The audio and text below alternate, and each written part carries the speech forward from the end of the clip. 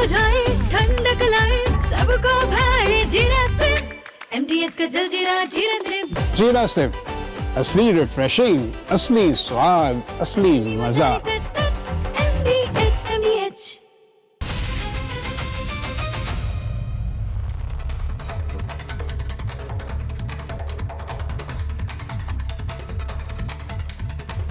दर्शकों नमस्कार, प्रणाम। मेरा नाम है राम और आप देख रहे हैं रिपब्लिक भारत। यह समय महाभारत का है, लेकिन आज बात करूंगा महाप्रलय की।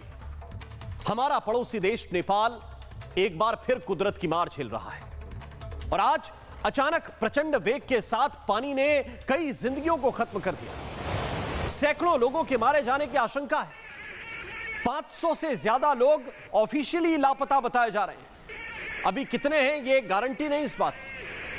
भारत के सैकड़ों पर्यटक जो वहां पर थे, उनमें से 105 पर्यटक मानसरोवर यात्रा के लिए जो गए थे, उनके बारे में कोई सही जानकारी नहीं है, मतलब कि लापता है। इसलिए सबसे पहले मैं आज आपको वहां हुई तबाही की तस्वीरें दिखाना चाहता हूं, कुछ फैक्ट बताना चाहता हूं। क्योंकि इस इलाके में इतनी तबाही हुई है कि अगले 3 महीने के लिए इस पूरे के पूरे क्षेत्र को आपदा प्रभावित क्षेत्र वहां की सरकार ने घोषित कर दिया है। यह हादसा कैसे हुआ, इसके बारे में डिटेल निकलकर सामने आ रहे हैं, लेकिन उससे पहले आप ये तस्वीरें देखिए जिनको मैं आपको दिखाना चाहता हूं। एक एक करके ये तस्वीरें आप देखते जाइए, इससे आपको अंदाजा होगा कि वहां पर हुआ क्या है। इस तस्वीर को देखिए, अगर हम आपको ये तस्वीर दिखाएं, ये जो तस्वीर नंबर 5 है, इसको इस वॉल पर अगर आप डाल सकें, इसको रोक सकें थोड़ी देर के लिए, क्योंकि ये तस्वीर बहुत कुछ कहती है। मैं आपको दिखाना चाहता हूं अलग अलग तस्वीरों के जरिए कि कैसे ये हादसा वहां पर हुआ है, और साथ ही आपको मैं पूरी की पूरी लोकेशन भी समझाने की कोशिश करूंगा कि कैसे वहां पर ये महातबाही आई है। क्योंकि वहां के जो विदेश मंत्री हैं शिशिर खनाल जो वहां के विदेश मंत्री हैं, उन्होंने एक महत्वपूर्ण जानकारी दी, और जानकारी उन्होंने यह दी है कि एक भूकंप आया तकरीबन सुबह 8:45 बजे के आसपास। भूकंप के बाद एक एवलांच आया, हिमस्खलन हुआ, और उस हिमस्खलन के बाद ऐसे हालात बन गए नेपाल के कई क्षेत्रों में, कई इलाकों में, और प्रचंड वेग इतना था पानी का कि तिनके की तरह तो पुल उतराते हुए नजर आए। पुल जो आरसीसी से बने रहते हैं, सीमेंट से बने रहते हैं, लोहे से बने रहते हैं, वो तिनके की तरह उतराते हुए पुल नजर आए हैं। ये तस्वीरें इस बात की गवाही हैं। एक झटके में, इस तस्वीर को थोड़ा आप फ्रीज कर सकें, अगर रोक सकें थोड़ी देर के लिए, मैं थोड़ा सा एक्सप्लेन करना चाहता हूं इसको आप समझिए। ये एक किस्म का एवलांच है।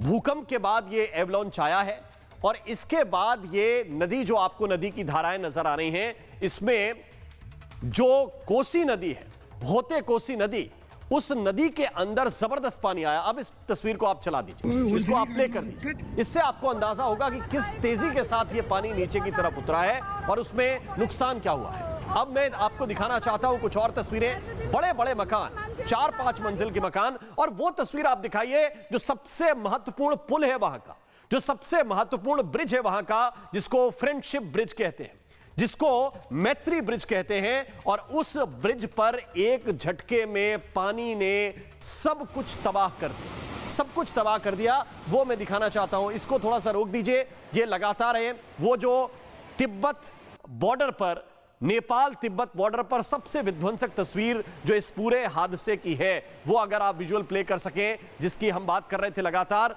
उस को जरा तस्वीर को दिखाइए। ये देखिए, ये लोग सामान्यतः यहां पर क्यों होते हैं, इसको थोड़ा सा आप समझ लीजिए। और इस तस्वीर को मैं आपको दिखाना चाहता हूं। इसी हिस्से पर एक बड़ा ब्रिज बना हुआ है, जिसको फ्रेंडशिप ब्रिज, मैत्री ब्रिज कहते हैं। और ये तस्वीर आप देखिए, एक झटके में सब कुछ साफ हो गया। ये ब्रिज इसलिए महत्वपूर्ण है, इसी विजुअल को आप थोड़ी सी देर के लिए रखिए। वो बड़ी सी बिल्डिंग जिसमें नजर आ रही है, वो भी एक साथ इसके रखिएगा, जो इसका सपोर्टिंग विजुअल है, जिसके बारे में हम लगातार बात कर रहे थे कि यहां पर यह ब्रिज इसलिए बनाया गया ताकि ट्रांसपोर्टेशन तिब्बत और नेपाल के बीच में हो सके। तिब्बत जिस पर अनाधिकृत कब्जा चाइना का है, और वो इसको पूरी तरह से कंट्रोल करता है। इसके साथ साथ वो विजुअल जिसमें बड़ी बड़ी इमारत साफ तौर पर नजर आ रही है, और 5 मंजिल के ऊपर पानी फिकता हुआ दिखाई दे रहा है। उस विजुअल को भी एक बार थोड़ा सा दिखाइएगा, क्योंकि ये देखिए किस तरह से ये पूरे की पूरा जो ब्रिज है एक साथ पानी के मलबे की चपेट में आ गया। और ये यहां पर होना क्यों महत्वपूर्ण है उसको भी मैं मैप के जरिए समझाने की कोशिश करूंगा। अगर ये देखिए बाढ़ की चपेट में कई घर आए हैं, और साथ साथ ये तस्वीर जो इस वक्त हम आपको दिखा रहे हैं, इसको देखिए किस तरह से ये जलजला आया और कैसे यहां पर नुकसान पहुंचा है। नेपाल में ये तबाही कितनी भीषण थी उसकी तस्वीर में इस वक्त आपको लगातार दिखाने की कोशिश कर रहा हूं। अब जरा समझिए कि जिस जगह ये ब्रिज है, ये देखिए ये तस्वीर जो एक और कई हाइड्रो जो प्रोजेक्ट्स हैं, हाइड्रो पावर प्रोजेक्ट्स, वो तबाह हो चुके हैं इस भीषण त्रासदी में। नेपाल को बहुत बड़ा नुकसान पहुंचा है, जिससे उबरने में अभी कई महीने लग जाएंगे। भारत लगातार सपोर्ट कर रहा है, प्रधानमंत्री ने और गृह मंत्री अमित शाह ने पूरी तैयारी कर ली है नेपाल को सपोर्ट करने के लिए हमारी तरफ से। किस तरह से अब मैं थोड़ा सा दिखाना चाहता हूं, वो विजुअल थोड़ा सा आप ढूंढ के रखिएगा जिसका मैं जिक्र कर रहा था। बड़ी इमारत 5 मंजिला जो ब्रिज के ऊपर ठीक बनी हुई है, और उसको एक झटके में पानी जो है बहाता हुआ निकल जाता है। लेकिन उससे पहले मैं दिखाना चाहता हूं कि किस तरह से भोटे कोशी नदी में बाढ़ आई है। इधर आइए, वॉल पर आप मेरे साथ आइए। भोटे कोशी नदी में किस तरह से बाढ़ आई है ये मैप भी साथ साथ दिखाइए जो आप इस वक्त दिखा रहे हैं। जी बिल्कुल, इस तस्वीर का हम जिसका जिक्र कर रहे थे इसको थोड़ा सा समझाऊंगा मैं मैप के जरिए, लेकिन पहले देखिए एक झटके में हुआ क्या है, आपको अंदाजा लगेगा। ये देखिए ये करीब 5-6 मंजिला ऊंची इमारत है। ये 5-6 मंजिला ऊंची इमारत वो जगह है जहां से नेपाल के लोग तिब्बत में प्रवेश करते हैं। नेपाल के लोग इसी ब्रिज से होकर जाते हैं। ये जो कोशी नदी है उसके ऊपर बना हुआ वो ब्रिज है, इसके ऊपर से लोग जाते हैं। लेकिन अचानक जैसे ही गड़गड़ाहट पानी की शुरू हुई, ठीक पीछे से पानी आ रहा है, ये देखिए। और इतनी ऊंचाई है लहरों की जिसको आप देख सकते हैं, ये 5-6 मंजिल के ऊपर वाली बिल्डिंग को सीधे के सीधे लील गई। अब देखिए एक तस्वीर मैं आपको दिखाना चाहता हूं, और उसके आगे की तस्वीर आप देखिए। जो लोग ये दौड़ कर जा रहे हैं, इनमें आपको पता है कि बहुत सारे तो सुरक्षाकर्मी हैं, और जानकारी ये है कि तकरीबन 400 सुरक्षाकर्मी जो है वो वहां से लापता हो गए। यहां पर जो काम करने वाले कर्मचारी हैं वो लापता हैं। कई सुरक्षाकर्मी जिसमें नेपाल की सेना के जवान हैं, नेपाल की पुलिस के जवान हैं, वो सब के सब लापता हो गए। और ये देखिए किस तरह से ये दौड़कर अपनी जान बचाने की कोशिश कर रहे हैं, लेकिन इनमें से पता नहीं कितने लोग कहां पर होंगे, कितने लोग मलबे में दबे होंगे, इसकी कोई अभी आधिकारिक जानकारी या आधिकारिक आंकड़ा इसके बारे में नहीं है। बस ये जरूर बताया गया है कि तकरीबन 500 से ज्यादा लोग लापता हुए हैं, और सबसे ज्यादा नुकसान अगर कहीं पर हुआ है क्योंकि यहीं पर इमिग्रेशन का ऑफिस भी है, यहीं पर कस्टम का ऑफिस भी है। आप समझिए कि 2 देशों के बीच का कनेक्टिंग ब्रिज है ये मैत्री ब्रिज, जहां पर ये हादसा हुआ है। अब मैं चाहता हूं कि मैप के जरिए मैं समझाऊं इसी जगह को, ताकि आपको यह समझ में आए कि नुकसान कितना जबरदस्त वहां पर हुआ है और क्यों यह जगह इतनी महत्वपूर्ण है। तब आपको इस विजुअल का इंपैक्ट सही में समझ में आएगा। अगर आप इस पे मैप को रूट कर दें इस वॉल पर, तो मैं थोड़ा सा डिस्क्राइब कर सकूंगा, थोड़ा सा समझाने की कोशिश करते हैं। अब जरा देखिए, जिस ब्रिज का हम जिक्र कर रहे हैं उसको थोड़ा सा इधर लेके आइए, जिसको हम समझाने की कोशिश कर रहे हैं। जी आप देखिए ये तस्वीर जिसको हम दिखाने की कोशिश कर रहे हैं, ये कोशी रिवर है, और इसको दिखाने की कोशिश करते हैं थोड़ा सा। और एक दूसरे तरफ आइए जिसको हम थोड़ा सा दिखा सकें। संभवतः इसमें हमें वो ब्रिज नजर नहीं आ रहा है जिसके लिए हमने ये मैप रूट कराया है। थोड़ा सा इसको क्लैरिफिकेशन के साथ लेके आइए, फिर मैं वापस इस तस्वीर पर वापस आऊंगा। ये देखिए हम आपको वो दिखाने की कोशिश कर रहे हैं जिस पर ये सबसे ज्यादा नुकसान हुआ है। ये टिमुरे, ये स्याब्रुबेसी, इस इलाके में सबसे ज्यादा तबाही हुई है रसुआ जिले में। क्यों? क्योंकि ये भोटे कोशी नदी जो है वो सीधे रसुआ को कनेक्ट करती है, और यहीं पर वो ब्रिज बना हुआ है जिस ब्रिज की तस्वीर इस वक्त हमने आपको दिखाई है। यहीं से भोटे कोशी नदी आती है, और इस जगह पर जहां पर ब्रिज बना हुआ है, नेपाल के लोग जब तिब्बत जाते हैं तो उसी ब्रिज को पार करने के बाद जो जरूरी चेकिंग पॉइंट्स हैं, जो चेक पॉइंट है, यहीं से होकर ट्रक गुजरते हैं, यहीं से होकर तिब्बत के जो ट्रक हैं वो नेपाल के अंदर आते हैं। और इसके आगे की तस्वीर आपके लिए जाननी जरूरी है, क्योंकि ये जब पानी नीचे उतरेगा तो नुकसान कहां पर होगा। नुकसान सिद्धार्थनगर में होगा, महाराजगंज में होगा, गोरखपुर में होगा, और इसके साथ साथ बिहार में होगा। तो बिहार और उत्तर प्रदेश अभी अलर्ट पर हैं। यह भारत के लिए भी चिंता की बात है, क्योंकि 1.5 लाख क्यूसेक पानी दर्शकों 1.5 लाख क्यूसेक पानी अगले 2 से 3 घंटे के अंदर या उससे भी पहले, क्योंकि जितने प्रचंड वेग से चल रहा है उससे भी पहले यह बिहार पहुंच सकता है। नेपाल में जो जलजला आया है उसके बाद जहां पर रसुआ में नुकसान हुआ है, ये सबके लिए चिंता की बात है, लेकिन भारत में भी अलर्ट होने की आवश्यकता है, विशेष रूप से बिहार में और इसके साथ साथ बिहार के साथ साथ उत्तर प्रदेश में, क्योंकि महाराजगंज, गोरखपुर ये वो जिले हैं जहां पर इंपैक्ट पड़ेगा, जहां कोसी का इंपैक्ट पड़ेगा और ये पानी यहां पर भी नुकसान पहुंचा सकता है। खास तौर से चंपारण, अगर मैं बिहार की बात करूं, वहां के डिप्टी सीएम का बयान आया है और वहां के डिप्टी सीएम ने बताया है कि अगले 2 घंटे महत्वपूर्ण है क्योंकि ये पानी बिहार को टच करने वाला है। लेकिन कुछ तस्वीरें साथ साथ आप देखते जाइए, सैलाब में गाड़ियां बहती हुई नजर आ रही हैं और एक साथ ये नुकसान कितना जबरदस्त हो रहा है इसको भी हम दिखाने की कोशिश करते हैं। और आइए अब मैं आपको थोड़ा सा दिखाना चाहता हूं कि किस तरह से यह नुकसान यहां पर हुआ है। इसको मैप के जरिए मैं समझाने की कोशिश करता हूं, थोड़ा सा समझने की कोशिश कीजिए। अगर ठीक ढंग से हम इस मैप को दिखा सकें, थोड़ा सा इसको जूम आउट कीजिए। ये एक शिमले का हाइड्रो पावर प्रोजेक्ट है जो मुझे इसमें नजर आ रहा है। इस मैप को थोड़ा जूम आउट कीजिए, है ना।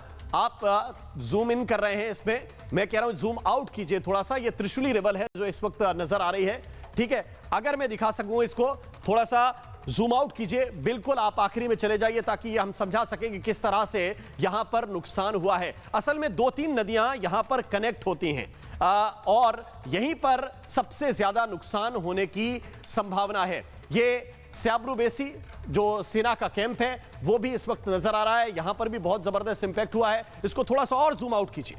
मैं ये कह रहा हूं कि एकदम आप पीछे की तरफ चले जाइए ताकि लोग शुरुआत से समझ सकें कि नुकसान कहां पे। और जूम आउट कीजिए अगर जितना हो सके इतना। अभी आप जूम इन पर हैं, थोड़ा सा और बाहर जाइए तो ये देखिए हम तस्वीर आपको दिखाना चाहते हैं जिससे आपको समझ में आएगा। ये चिलमे ब्रिज है, थोड़ा और कीजिए, थोड़ा और जूम आउट कीजिए, बिल्कुल आउट पोजीशन पे चले जाइए। मैं आपको ये दिखाना चाहता हूं कि किस तरह से नुकसान हुआ है वहां पर। ये पूरा का पूरा इलाका है। यहां पर आइए अब ये जो है रसुआ डिस्ट्रिक्ट जहां पर फ्लड की पोजीशन है वो खुद ही मैप के अंदर साफ तौर पर दिखाई दे रही है। इस इलाके में थोड़ा सा इसको थोड़ा सा ऊपर लेके आइए। ये इलाका मैं थोड़ा सा आपको दिखाना चाहता हूं जिसमें आपको थोड़ा सा समझ में आएगा कि नुकसान किस जगह पर हुआ है।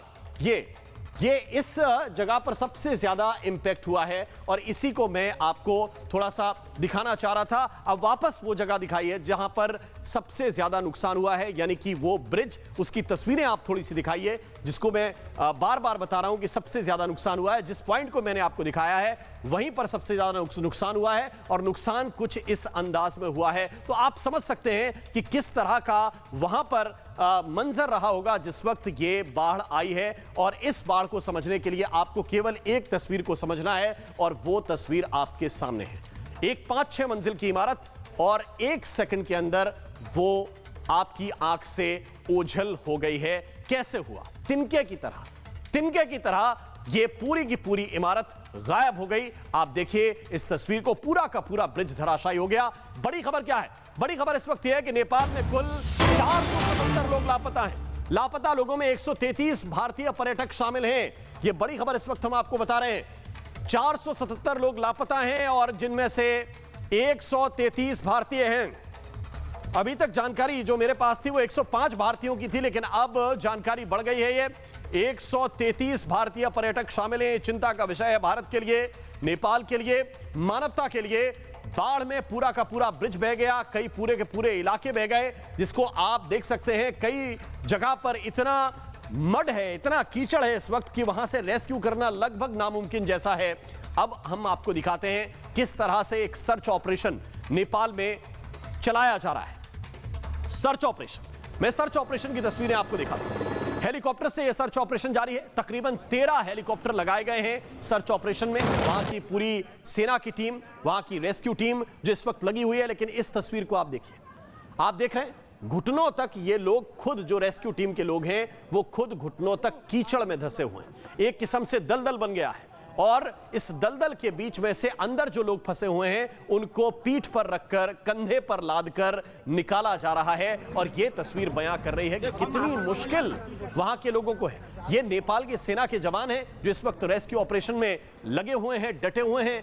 13 हेलीकॉप्टर का इंतजाम वहां की सेना की तरफ से किया गया है और लोगों को निकालने का लगातार काम जारी है। इसके अलावा कुछ और रेस्क्यू की तस्वीरें हैं, तो वो भी दिखाइए आप, किस तरह से वहां से रेस्क्यू किया जा रहा है और लोगों को ये देखिए। लेकिन ये लाइव विजुअल्स इस वक्त मैं आपको दिखाना चाहता हूं। जिस वक्त ये तबाही हुई, ये फिर से इस तस्वीर को दिखाएंगे। मेरे ख्याल से ये त्रिशूली नदी है।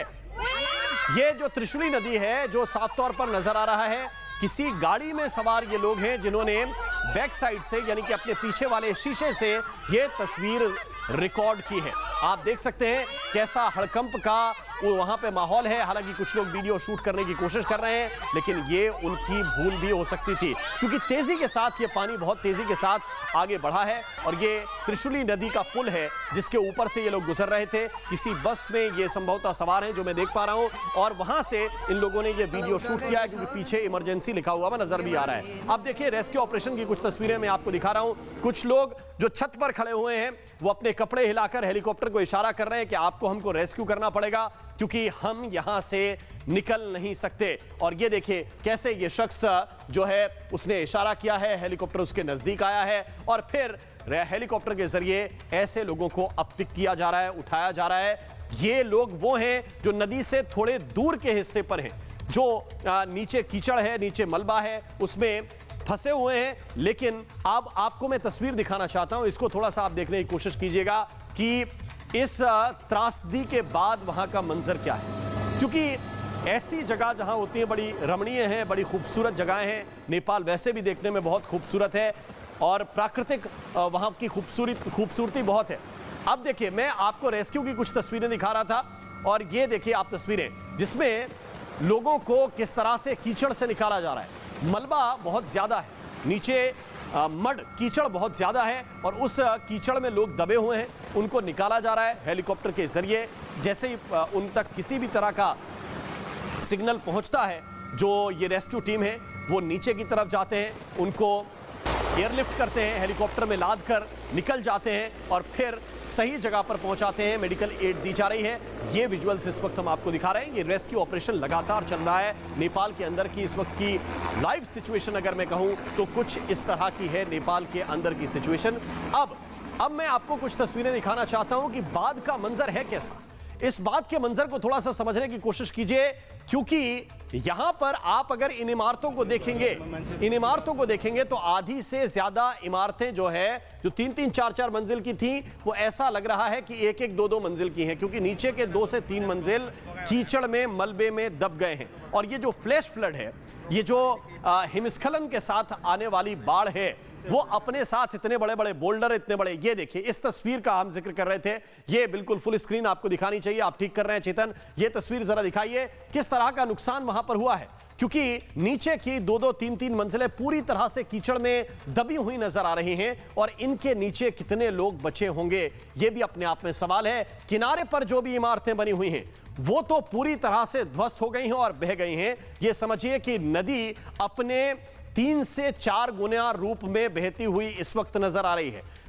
जितना नदी का दायरा था उसने अपना दायरा बढ़ाकर कम से कम 3 से 4 गुना कर दिया है और चारों तरफ कीचड़ मलबा नजर आ रहा है। जैसा उत्तराखंड के धराली में हुआ था, जैसा केदारनाथ में हुआ था, कुछ उसी अंदाज में ये भी हुआ है। और ये तस्वीर बता रही है कि किस तरह का नुकसान नेपाल के अंदर हुआ है। और ये तस्वीरें इस जलजले के बाद की तस्वीरें हैं। अब थोड़ा सा और नजदीक चले जाते हैं और नजदीक से इन तस्वीरों को हम आपको दिखाने की कोशिश करते हैं कि नुकसान हुआ कैसे है, कीचड़ है कितना, मलबा है कितना, इनके नीचे अगर कोई लोग दबे होंगे तो उनकी हालत क्या रही होगी, इसका केवल अंदाजा लगाया जा सकता है। और ये तस्वीरें बताने के लिए काफी हैं, क्योंकि पानी अभी भी प्रचंड वेग में बह रहा है। और पानी नहीं, मैं कहूंगा कि अब कीचड़ फ्लो कर रहा है इसमें, क्योंकि मलबा इतना ज्यादा आ चुका है नदी के अंदर कि ये अपने आप में, ये देखिए एक ऊंची सी इमारत थी जो अब बिल्कुल वहां पर बची नहीं है, जिसको आप इन तस्वीरों के जरिए देख सकते हैं। नेपाल में जल प्रलय की ये तस्वीरें, और अब इसके साथ साथ भारत में अलर्ट है। भारत किस तरीके से मदद कर रहा है उसके बारे में भी हम आपको जानकारी आगे देंगे। भारत ने किस तरह से अपने लिए तैयारी की है। और ये देखिए ब्रिज की कुछ तस्वीरें जो आई निकलकर, वो भी हमने आपको दिखाई हैं। जो इमारतें बची हुई हैं उनकी तस्वीरें भी इस वक्त हम आपको दिखा रहे हैं, लेकिन जो नजदीक की इमारतें थी वो पानी के साथ बहती हुई चली गई और वहीं पर सबसे ज्यादा नुकसान हुआ है। अब जिनका हम जिक्र कर रहे थे, जिन तस्वीरों का, वो हम आपको दिखा रहे हैं, लेकिन साथ साथ हम आपको यह भी बता दें कि 133 भारतीयों के बारे में अभी जानकारी नहीं मिल पा रही है। ये लोग मानसरोवर की यात्रा के लिए ज्यादातर इनमें से जो पर्यटक थे वो गए हुए थे। और जैसे मैंने आपको बताया, जिस जगह विजुअल्स मैंने आपको दिखाए हैं कि जो ब्रिज धराशायी हुआ है, जो मैत्री ब्रिज, जहां पर एक बड़ी सी इमारत मैंने आपको दिखाई थी अभी थोड़ी देर पहले, इस इमारत की हम बात कर रहे हैं। ये वो जगह है जहां से आप तिब्बत के अंदर प्रवेश करते हैं और प्रवेश करने वाली जगह पर आपका इमिग्रेशन भी होता है। वहां पर आप जहां पर इमिग्रेशन होता है वहीं पर कस्टम का ऑफिस भी है। चेकिंग पॉइंट्स यहां पर बहुत सारे हैं, इसलिए यहां पर भीड़ भाड़ ज्यादा होती है। और यहीं पर केवल भारतीय नागरिक नहीं है, जानकारी यह है कि कुछ अमेरिकी भी हैं, कुछ कनाडा के नागरिक भी हैं, कुछ अन्य देशों के लोग भी हैं जो लापता बताए जा रहे हैं और ये नुकसान बड़ा हुआ है। लेकिन साथ साथ आपको यह भी बताएं कि भारत में जो संभावनाएं हैं, भारत में इस बाढ़ के इंपैक्ट के जो भी अब भविष्य में संभावनाएं नजर आ रही हैं, उसके लिए भी पूरी तरह से तैयारी कर ली गई है। और कुछ तस्वीरें और मैं आपको दिखाना चाहता हूं किस तरह से नुकसान हुआ है। 100 से ज्यादा लोग तो एक झटके में बह गए। मेरा ख्याल है कि आंकड़ा इससे भी कहीं ज्यादा है, लेकिन एक अंदाजा के तौर पर हम आपको बता रहे हैं कि एक झटके में 100 से ज्यादा घर भी तबाह हो गए। और ये देखिए कैसे ये तिनके की तरह घर जो है ना, वो जमींदोज होते हुए चले गए हैं, पानी के साथ बहते हुए चले गए हैं। एक जगह नहीं, कई जगहों से इस तरह की तस्वीरें सामने आ रही हैं। तकरीबन 50,000 लोग प्रभावित हुए हैं। इस पूरे के पूरे इलाके को अगले 3 महीने के लिए आपदा प्रभावित क्षेत्र बालन शाह ने घोषित कर दिया है। उन्होंने इमरजेंसी एक कैबिनेट की मीटिंग बुलाई थी और उसमें कई महत्वपूर्ण निर्णय लिए हैं। ये कोशी नदी में जबरदस्त सैलाब आया और उसके बाद एक नहीं कई पुल, इस पर जो हाइड्रो प्रोजेक्ट्स बने हुए थे, कई पुल जो बने हुए थे, और नुकसान हुआ है। रसुआ, तिमरे, स्याब्रुबेसी, यहां पर जबरदस्त तबाही हुई है। ये तस्वीर इस वक्त आपके सामने है, जिसको हम आपको दिखाने का लगातार प्रयत्न कर रहे हैं। और देखिए किस तरह से, दिखाइए चेतन जो आप कह रहे हैं, कैसे नुकसान हुआ है नेपाल में।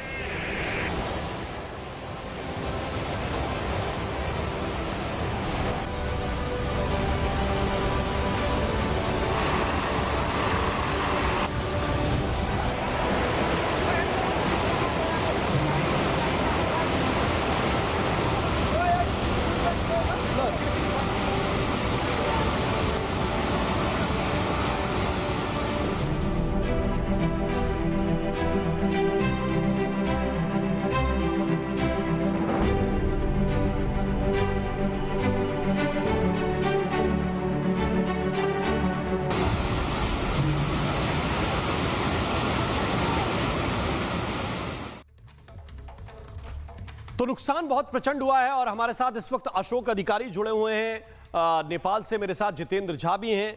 आप दोनों का स्वागत है। बड़ा मुश्किल समय है नेपाल के लोगों के लिए, लेकिन अशोक अधिकारी जी थोड़ा सा मुझे बताइए कि इस वक्त के सूरत हाल क्या है, क्या सिचुएशन है वहां की।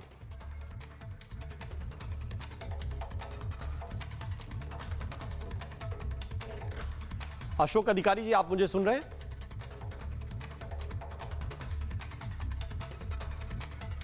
प्लीज अनम्यूट कर लीजिए।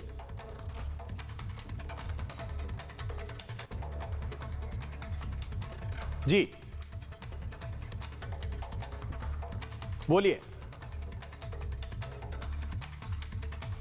मुझे लगता है कि जितेंद्र भी मेरे साथ हैं, मैं उनके तरफ भी जाने का प्रयत्न कर रहा हूं, लेकिन ये तस्वीरें इस वक्त इसलिए महत्वपूर्ण हैं कि अभी हालात ये हैं और रेस्क्यू टीमें लोगों को बचाने के लिए लगी हुई हैं।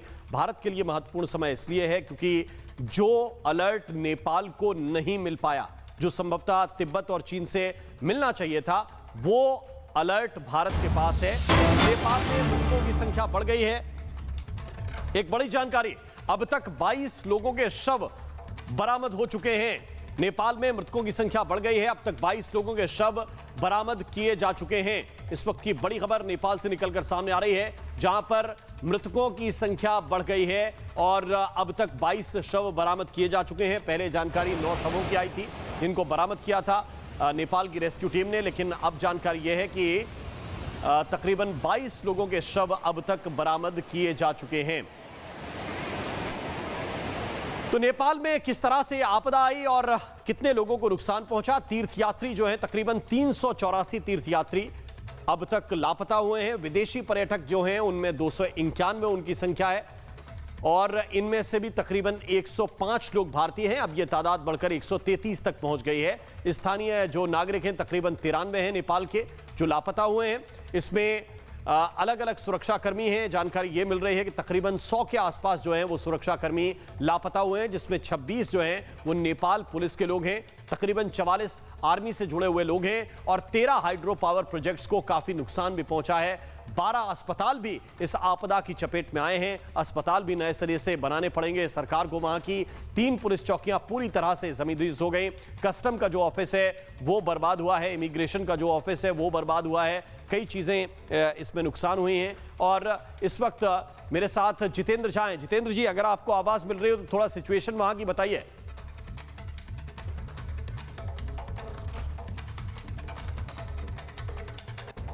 बोलिए जितेंद्र जी।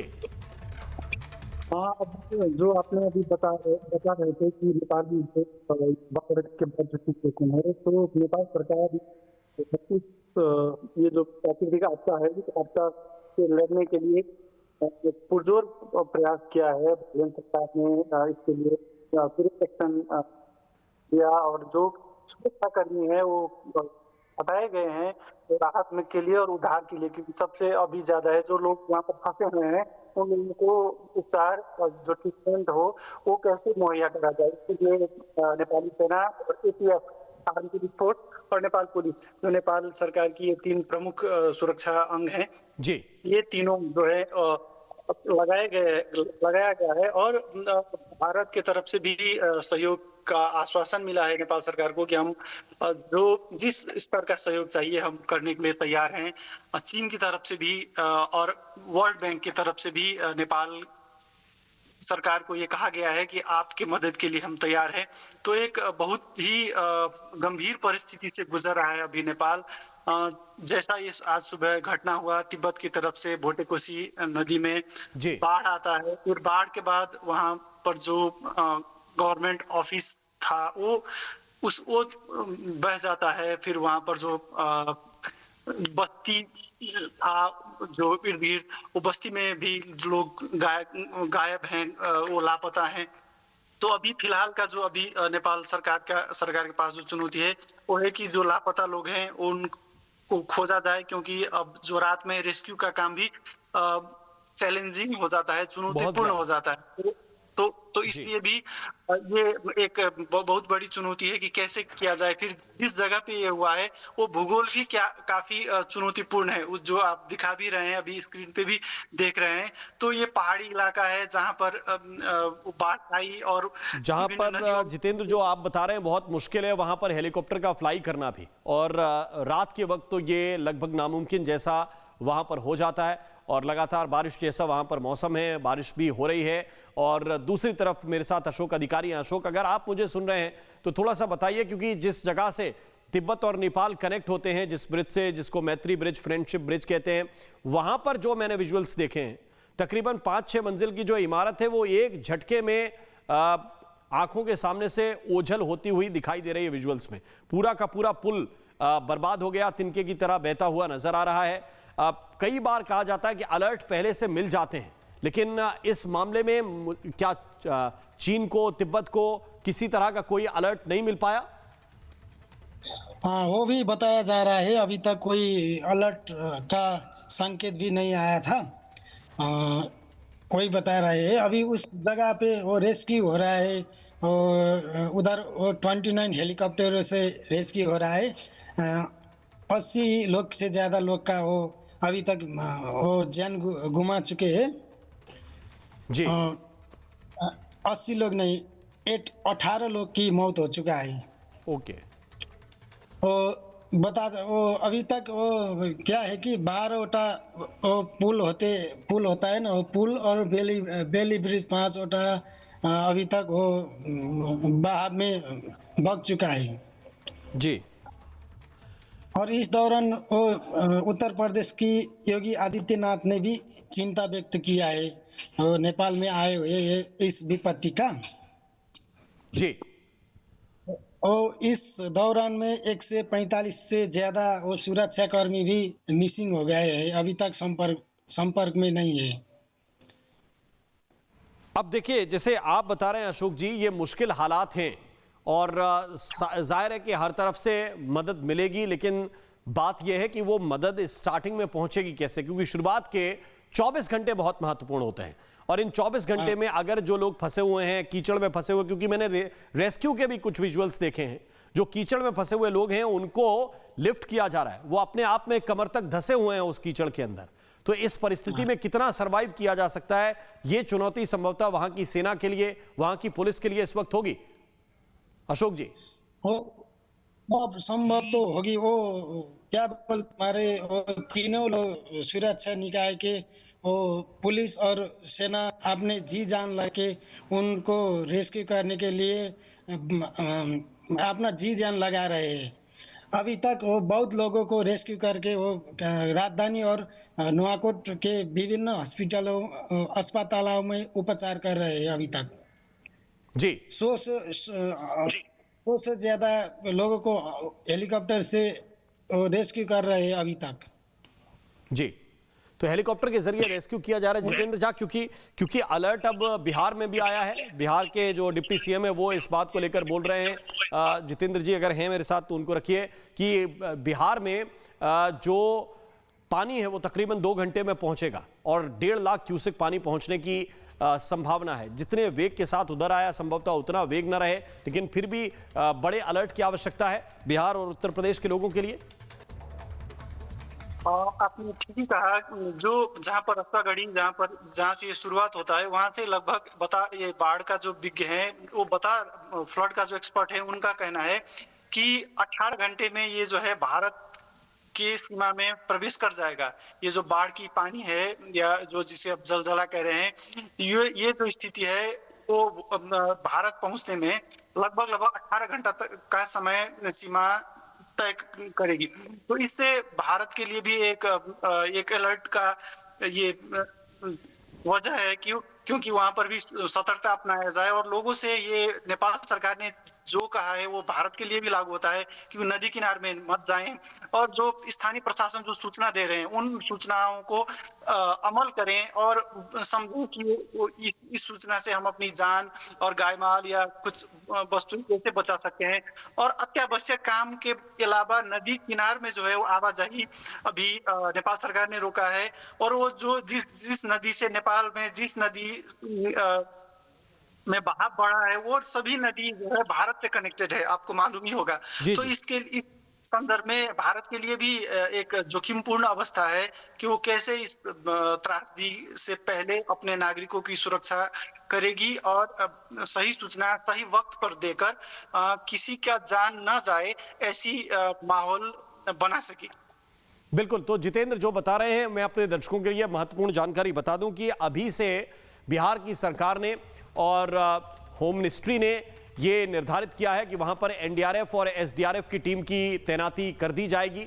जिन भी इलाके से होकर ये नदी गुजरती है, विशेष रूप से चंपारण वाला वो इलाका जहां पर विशेष रूप से एनडीआरएफ और एसडीआरएफ की टीमें अभी से लगा दी जाएंगी।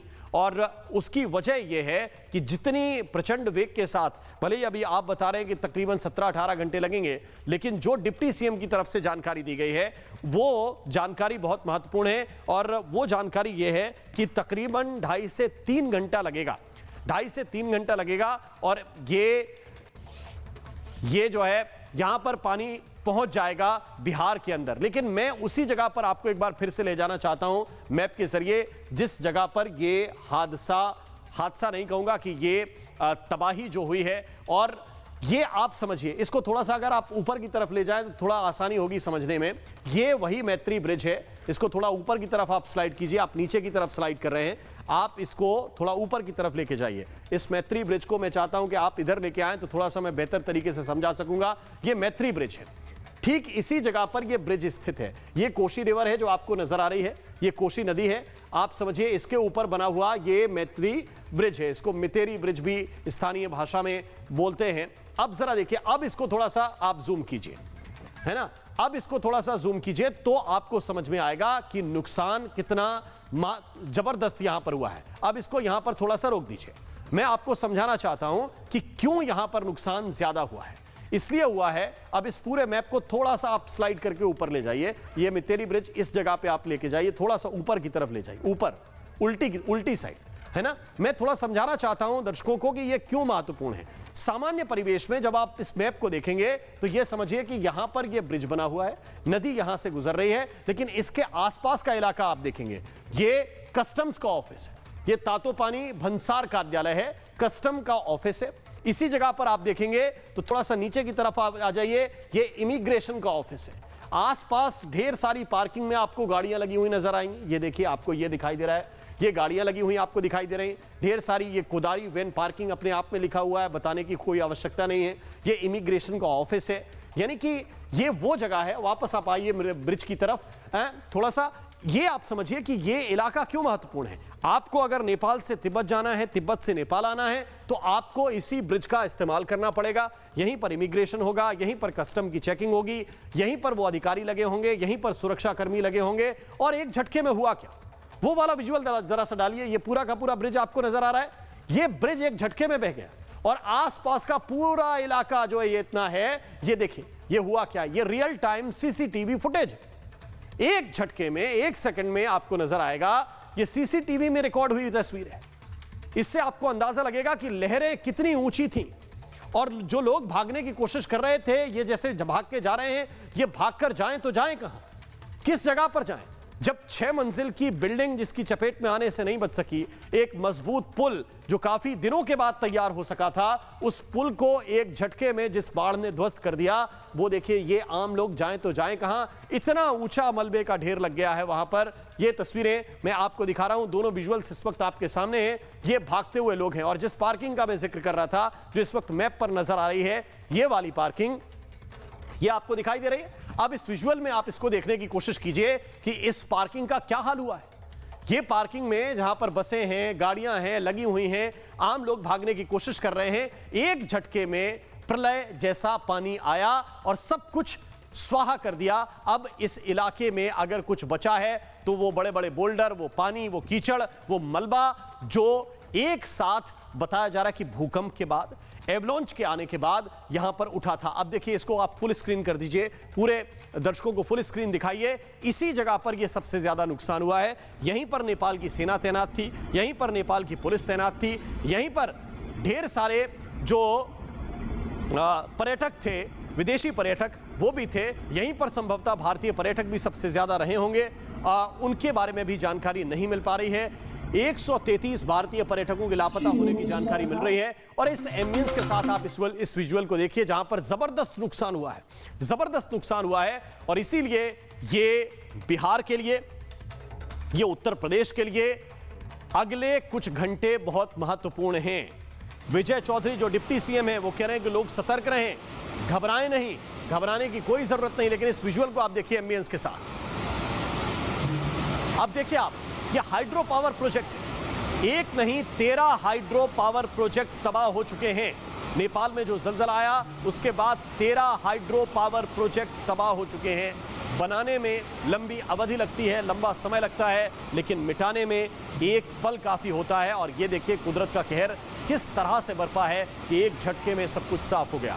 बड़ा सवाल इस वक्त ये है, बड़ा सवाल यह है कि चीन के पास बताया जाता है कि बहुत जबरदस्त सैटेलाइट है, बहुत अच्छा सिस्टम है, वो बहुत सारी चीजों को प्रेडिक्ट कर सकते हैं। क्या जानबूझकर अलर्ट नीचे की तरफ नहीं दिया गया, या उनके पास केवल कहने के लिए वो सिस्टम है जिसका वो दावा करते हैं, असल में उनका वो सिस्टम भी काम करता नहीं है। ये दो सवाल इस वक्त बहुत महत्वपूर्ण है कि अगर सिस्टम है और उसने काम किया तो क्या नीचे नेपाल की तरफ जानकारी नहीं दी गई समय रहते हुए, और अगर सिस्टम है और आपके पास ही जानकारी नहीं है, इसका मतलब है कि आपका सिस्टम केवल नाम का है और वो सिस्टम काम करता नहीं है।